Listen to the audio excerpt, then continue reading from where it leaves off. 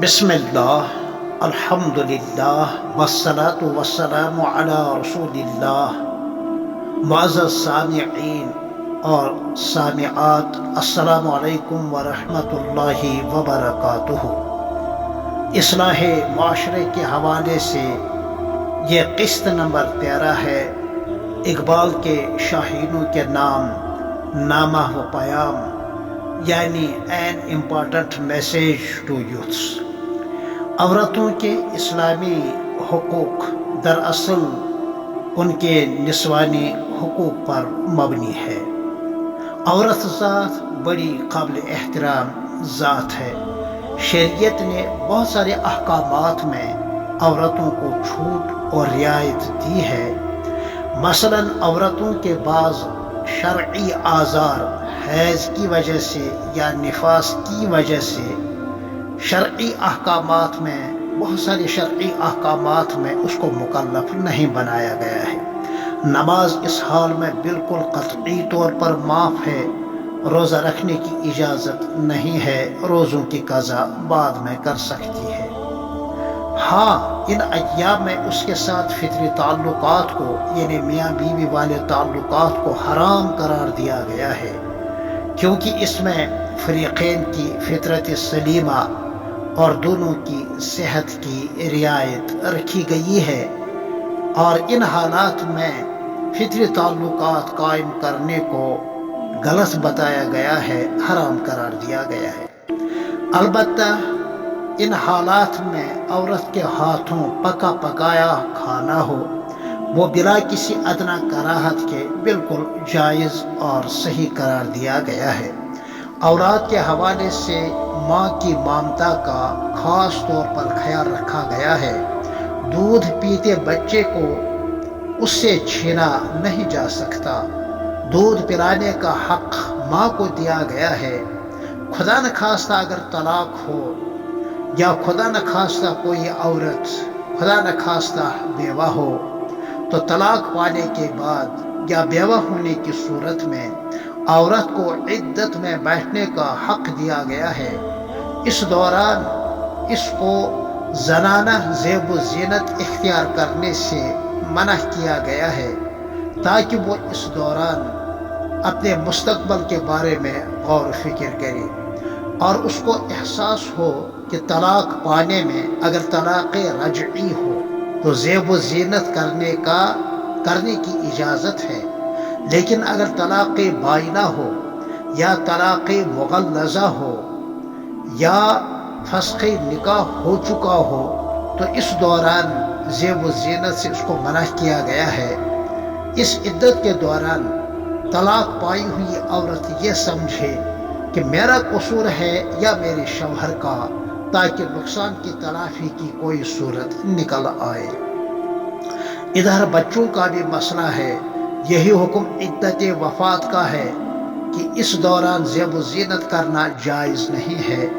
ہاں، عورت کو آئندہ کے بارے میں سوچنے کا موقع ملے کہ اس دوران رشتے کی بات کو طے کرنا جائز نہیں ہے۔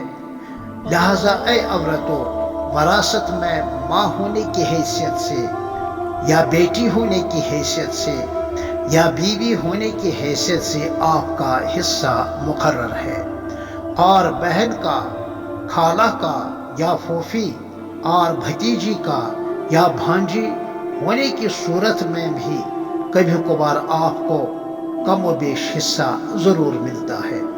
مہر آپ کا شرعی اور اخلاقی حق بنتا ہے، اور شوہروں پر اس کو لازمی حق تاکید کے ساتھ قرار دیا گیا ہے۔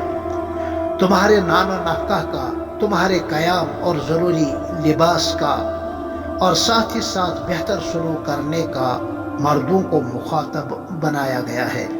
اخلاقی اور شرعی حدود کے اندر ضروری زیب و زینت کا تمہیں حکم دیا گیا ہے، اور زیب و زینت کے سامان کی فراہمی کا حکم شوہر کو دیا گیا ہے، تاکہ عام حالات میں تمہارے شوہر کا قلبی میلان تمہاری طرف رہے۔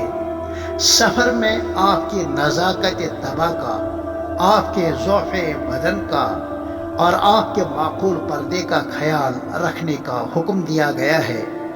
تم عورتوں کو حدیث پاک میں قواریر بتایا گیا ہے، یعنی شیشے سے بنا ہوا سامان کتنا نازک ہوتا ہے کہ کہیں ٹھیس نہ لگے، کہیں چوٹ نہ لگے، کہیں یہ سامان نہ ٹوٹ جائے، کیونکہ عورتیں تو آبگینے ہیں، یعنی صاف شفاف آئینے یا شیشے کی طرح۔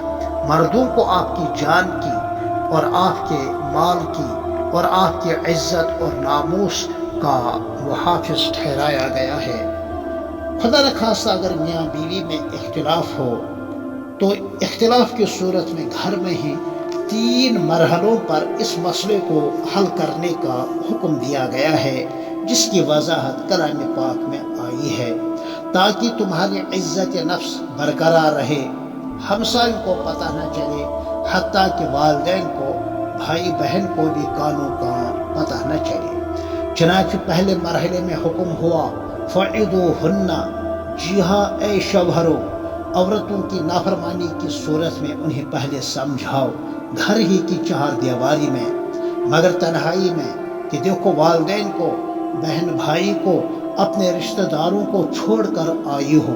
یہ شوہر اس بیوی کو نصیحت کے ساتھ سمجھاتا رہے، سنو، اپنی بیوی سے کہے، میں دلہن کی حیثیت سے اعزاز و اکرام کے ساتھ، دنیاوی رسومات کے ساتھ اور اپنے والدین کی حسین تمناؤں کے ساتھ تمہیں یہاں لایا ہوں۔ ہاں، تمہاری ماں نے تمہیں یہ اچھی دعا دی تھی جب تمہاری ڈولی تمہارے گھر سے نکلی تھی۔ ذرا سوچنا، جب تو سیڑھیوں سے اتری تھی، دیکھنا، پھر تم میرے گھر آئی تھی۔ ہاں، جب تمہارے پیاروں کی آنکھوں میں خوشی کے آنسو ٹپ ٹپ کر گر رہے تھے۔ یہ سارے مناظر میری آنکھوں کے سامنے ہیں۔ سنو، تمہاری ماں کے دعائیہ کلمات ابھی بھی میرے کانوں میں رس گھول رہے ہیں۔ گس خدائے سوال، جک لحاظ تو ڈومب لحاظ پھلرائی نہیں میون خدائے۔ یہ دعائیں والدہ کی ابھی تک میرے کان میں گونج رہی ہیں۔ پھر ملتے ہیں انشاءاللہ قسط نمبر 14 میں، تب تک کے لیے آپ کو السلام علیکم ورحمۃ اللہ وبرکاتہ۔